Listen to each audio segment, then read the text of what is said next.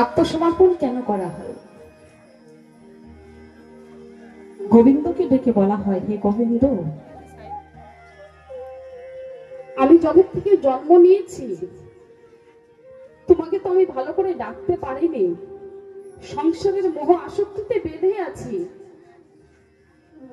এখনো সময় আছে, তুমি একটু আমাদেরকে পার করো।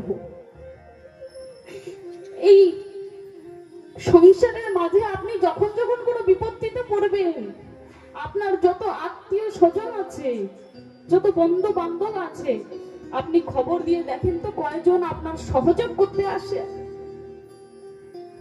পাবেন না, অনেক কম।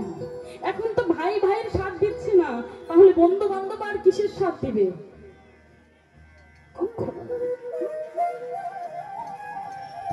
নিজেকে আত্মসমর্পণ করা, হে গোবিন্দ, আমি পাপী কি পতিত তুমি জানো, আমি যেমনই আছি আমি তো তোমারই সন্তান গোবিন্দ, আমাকে নিজের করে নাও। যখন কোন নালের মধ্যে পড়ে যায় না, তার মা তাকে দেখে ঘৃণা করে না, সেই সন্তানটিকে তুলে সুন্দরভাবে স্নানাদি করিয়ে, জানি নালীর মধ্যে পড়েছে, তার গায়ে গন্ধ আসছে, শরীর থেকে দুর্গন্ধ ছুটছে, কিন্তু জানে এ আমার সন্তান,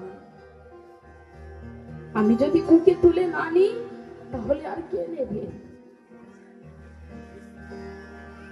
তাই আমরা সকলেই ভগবানের সেই পরম পিতার সন্তান। পিতাসি লোকস্য চরাচরে, সেই জগতে যত যত জীব আছে আমাদের সকলের পিতা একমাত্র শ্রী হরি।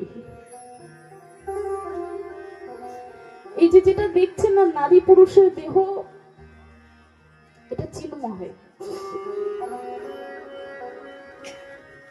এটা পরিবর্তনশীল, ক্ষণিকের জন্য নাশবান, এটা থাকবে না। সংসারে সব কাজ করছি, ধীরে ধীরে বৃদ্ধ হয়ে যাচ্ছে শরীর, আর সাথ দিচ্ছে না, পরিবর্তন হতে হতে হতে হতে একদিন নাশ হয়ে চলছে। তাই বলছি বাবা, এখনো সময় আছে। রাজা খড়গঙ্গ 24 মুহূর্তের মধ্যে ভগবানকে প্রাপ্ত করেছিলেন, আমাদের কাছে তো না জানে কত কত সময় আছে।